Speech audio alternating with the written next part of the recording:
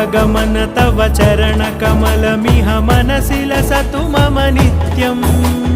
गरुडगमन तव चरणकमलमिह मनसि लसतु मम नित्यम् मनसि लसतु मम नित्यम् मम तापमपाकुरु देव मम